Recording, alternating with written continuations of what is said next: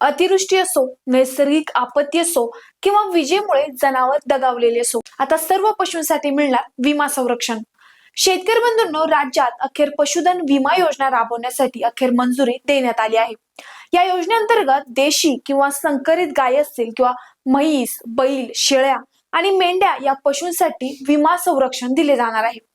फक्त पशुपालक शेतकऱ्यांनो, तुमची जबाबदारी असेल की गायी किंवा जनावरांचा मृत्यू झाल्यानंतर विमा कंपनीला 24 तासांच्या आतच कळवायचा आहे.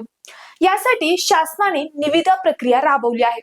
सदर निविदा प्रक्रियेदरम्यान agriculture insurance company of India limited म्हणजेच AIC ची नियुक्ती करण्यात आली आहे. या योजनेअंतर्गत विमा हप्त्याची 85% रक्कम राज्य आणि केंद्र शासन भरणार असून 15% रक्कम संबंधित पशुपालकाला भरावी लागणार आहे. विमा हप्त्याचे जे दर आहेत ते एका वर्षासाठी 4.30%, 2 वर्षांसाठी 7.50% आणि 3 वर्षांसाठी 10.50% अशी निश्चित करण्यात आली आहे. तर आता यामध्ये विमा रक्कम किती असेल ते पाहूयात. तर शेतकरी बंधूंनो, दुभत्या गायीसाठी 70,000 रुपये, म्हैससाठी 80,000 रुपये, बैलांसाठी 70,000 रुपये, शेळी आणि मेंढीसाठी प्रत्येकी 7,000 रुपये इतकी विमा संरक्षित रक्कम असणार आहे. तर शेतकरी बंधूंनो, तुम्ही पशुपालन करत असाल तर नक्कीच याचा लाभ घ्या आणि बाकी आपल्या पशुपालक शेतकऱ्यांना देखील हा व्हिडिओ पाठवायला विसरू नका.